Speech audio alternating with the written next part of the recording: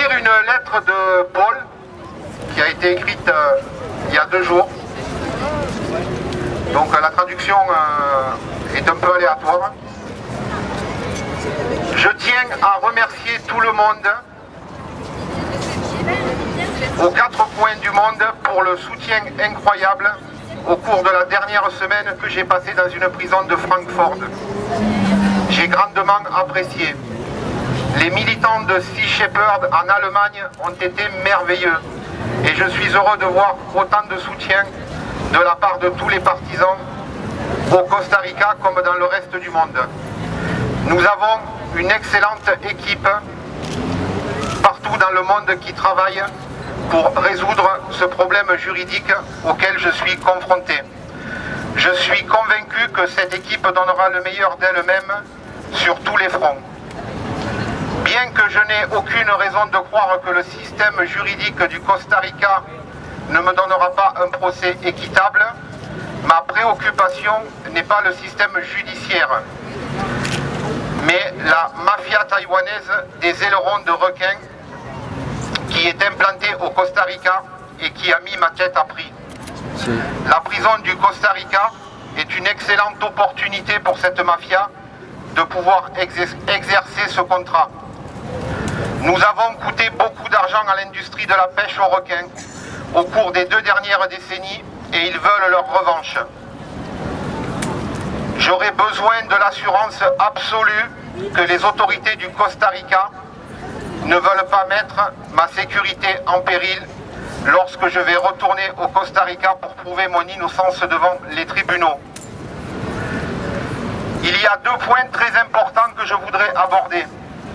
La première, bien que mon arrestation et que ma détention ont été au centre de ce soutien incroyable, je ne dois en aucun cas être la priorité.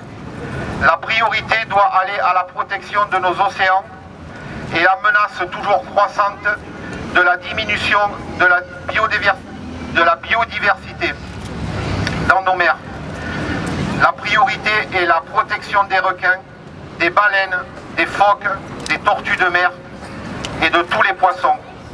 Cette affaire juridique est une formidable occasion de briller d'un projecteur international sur le sort que subissent les requins et en particulier pour illustrer qu'il y a au Costa Rica des personnes responsables d'une grande partie de la traite illégale des ailerons de requins. Deuxièmement, je veux qu'il soit très clair que quoi qu'il m'arrive, cela n'aura pas d'incidence sur nos campagnes. J'ai délégué la responsabilité des commandes de nos navires à mes capitaines qui sont tous extrêmement compétents. Ils sont missionnés sur la défense des requins cet été dans le Pacifique Sud et des baleines dans le sanctuaire baleinier de l'océan Austral. Les gardiens de la baie seront de retour à Taiji en septembre pour défendre les dauphins. Heureusement, Sea Shepherd est maintenant beaucoup plus grand que moi, et même plus. La réalité est que nous avons maintenant une légion de bénévoles passionnés, dévoués, courageux et débrouillards dans le monde entier. Si je suis empêché de servir les lignes de front sur les hautes mers, je servirai alors comme un symbole de la résistance à la destruction de nos océans à partir d'une cellule de prison. La puissance et la cupidité ne se rendent pas facilement. Et l'histoire a montré que parfois, la prison est une épreuve qui doit être supportée de manière à ébranler les fondements de puissants intérêts. Il n'y a pas de honte à l'incarcération. Mandela, Gandhi, Thoreau, Aung San Suu Kyi et bien d'autres l'ont démontré.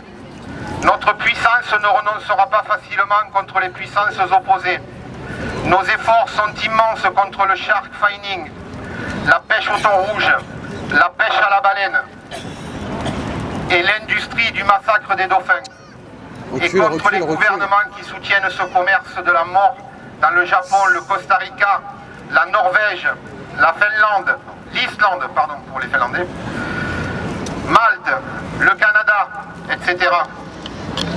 Parfois, je suis surpris des progrès que nous avons faits tous ensemble. Mais les progrès que nous avons faits sont bien réels. Nous allons continuer à remporter des victoires pour nos amis de la mer, quels que soient les obstacles jetés sur notre chemin. Car Sea Shepherd n'est pas seulement moi. Il est maintenant un mouvement international et notre drapeau est de plus en plus largement connu à travers le monde et de plus en plus respecté. Et le plus important est notre héritage permanent. Et le plus fier de cet héritage, ce sont les milliers de baleines, les dizaines de milliers de requins, des centaines de milliers de phoques et des millions de poissons qui nagent librement dans les mers maintenant et qui, sans notre intervention, auraient été cruellement tués. En fin de compte, c'est d'eux dont il s'agit et non pas de nous. Nous investissons notre passion et en retour, nous récoltons les graines de la vie. Paul Watson.